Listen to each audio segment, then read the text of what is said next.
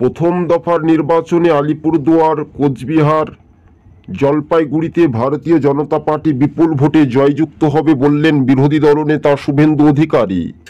নিশীথ প্রামাণিক কোচবিহার লোকসভা থেকে আবারও তিনি বিপুল ভোটের ব্যবধানে তিনি জয়ী হবেন, এমনটাই খবরের আপডেট কিন্তু আমরা পাচ্ছি। কেননা নরেন্দ্র মোদী যে ইস্যুটা তুলে ধরেছিলেন, জোরালো যে জনসভা, সেটার উপর কিন্তু একটা ফারাক বা পার্থক্য তো দেখা যাচ্ছে।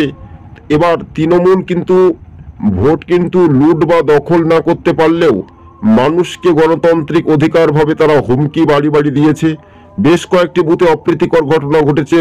ভারতীয় জনতা পার্টি দলের কর্মী সমর্থকদের ওপর আক্রমণ করতে আসে, পাল্টা জবাব দিবে, অর্থাৎ ভোট গণনার দিনে একেবারে স্পষ্টভাবে ভারতীয় জনতা দলের কর্মী সমর্থকরা স্পষ্টভাবে জানিয়ে দিয়েছেন।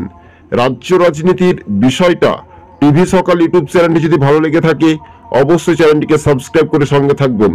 আলিপুরদুয়ার, কোচবিহার সরাসরি কিন্তু এবার জলপাইগুড়ির মতো উত্তরবঙ্গে এবার ভালোই ফলাফল, উত্তরবঙ্গ থেকে দক্ষিণবঙ্গে। এবার দেখা যাচ্ছে যে ভারতীয় জনতা পার্টি পশ্চিমবঙ্গে লোকসভায় তারা 35 থেকে 30টি আসন জিততে চলেছে, এমনটাই খবরের ইঙ্গিত কিন্তু আমরা দেখতে পাচ্ছি। দেশের গৃহমন্ত্রী অমিত শাহ তিনি জানিয়ে দিয়েছেন যে বঙ্গে ভালো ফলাফল হবে ভারতীয় জনতা পার্টির। স্পষ্ট বার্তা, ইঙ্গিত। আপনাদের যদি আমাদের ইউটিউব চ্যানেলে যদি ভালো না লেগে থাকে অবশ্যই চ্যানেলটিকে সাবস্ক্রাইব করে সঙ্গে থাকবেন।